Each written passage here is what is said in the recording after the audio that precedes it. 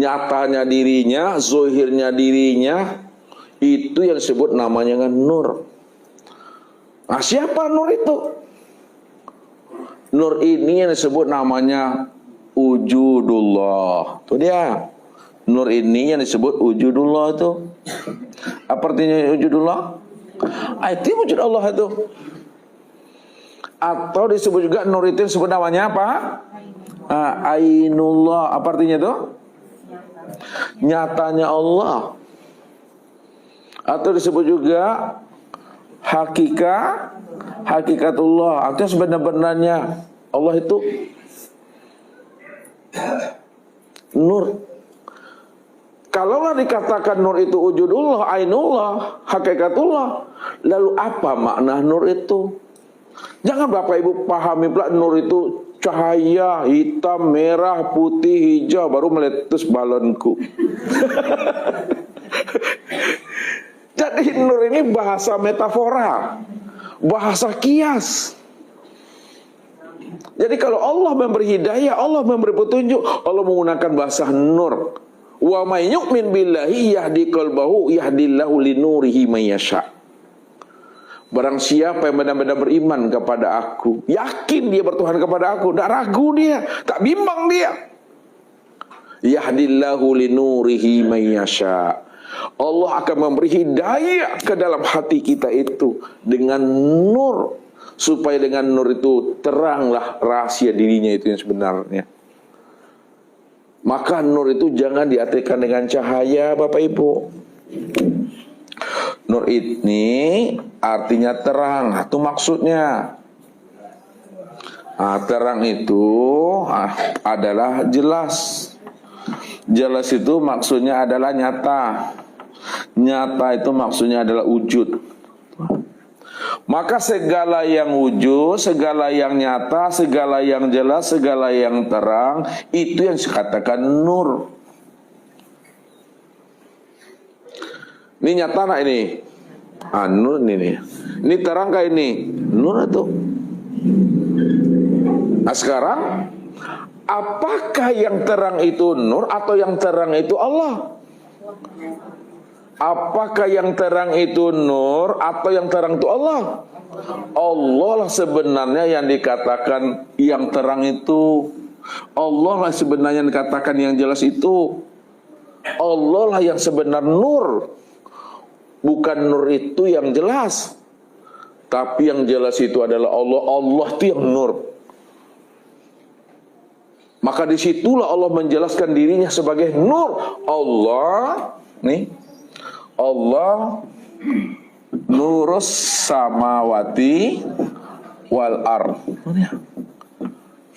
Allah itu adalah nur. Apa arti nur tadi? Terang, jelas, nyata.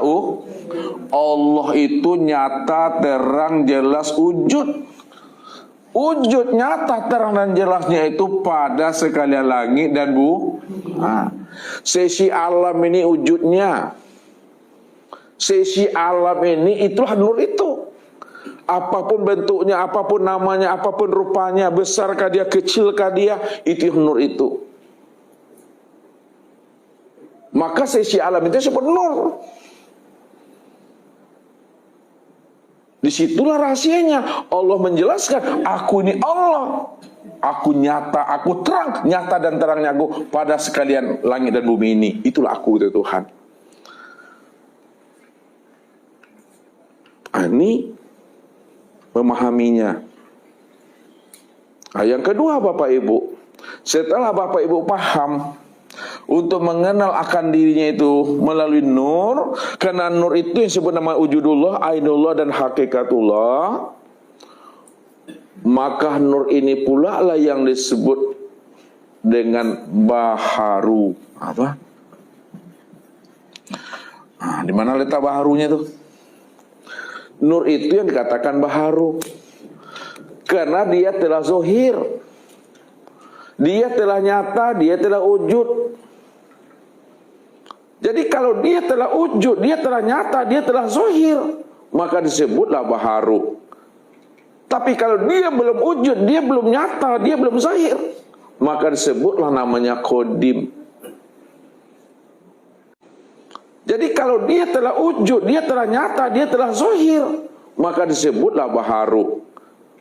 Tapi kalau dia belum wujud, dia belum nyata, dia belum zahir, maka disebutlah namanya qadim.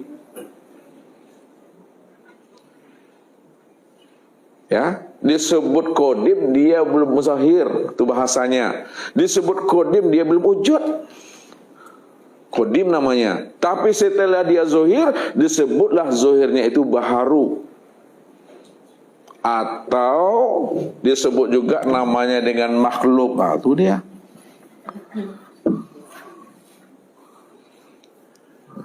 Kalau udah zahir, makhluk sebutannya. Kalau sudah zahir, baharu namanya. Itu juga dia. Namun hakikat daripada baharu itu adalah qadim. Hakikat daripada makhluk itu adalah qadim. Jadi kalau dirinya adalah qadim, maka zahirnya juga adalah qadim. Kalau dirinya adalah qadim, segala yang wujud itu adalah qadim itu. Ini pandangan hakikat. Kalau dirinya qadim, maka wujudnya qadim. Kalau dirinya qadim, sifatnya juga qadim. Itu maksudnya. Ya. Jadi kalau dia sudah zahir, baharu sebutannya. Kalau dia zahir, makhluk namanya. Kalau dia zahir, sifat juga namanya. Ya. Kita selalu terjebaknya di sini. Dengan kata-kata ini kita selalu tertipu. Makhluk, baharu, sifat. Padahal makhluk, baharu, sifat ini disebut namanya tajalli. Ini tajalli namanya Bapak Ibu. Apa arti tajalli tadi? Penampakan. Nah, ketika dia telah tampak, ketika dia telah terang, terangnya itu disebut sifat, disebut baharu, disebut namanya makhluk, disebut namanya hamba. Itu juga dia Bapak Ibu. Kalau ini makhluk apa namanya? Makhluk Allah. Nah, sini sadarannya. Ini baharu Allah. Ini sifat Allah. Ini hamba apa namanya? Hamba Allah. Hamba itu yang Allah tuh. Kalau bahasa kiasnya, yang menjadikan hamba itu yang jadi hamba. Yang menjadikan sifat itu yang jadi sifat, yang menjadikan baharu itu yang jadi baharu, yang menjadikan makhluk itu yang jadi makhluk. Makanya dipahami dengan rasa. Kalau tidak dipahami dengan rasa, Allah ya Allah, makhluk ya makhluk. Nggak mungkin Allah jadi makhluk jadi Allah. Di situ nanti kelirunya memahaminya. Padahal az-zatu wa sifatu wahid. Zat dengan sifat itu esa.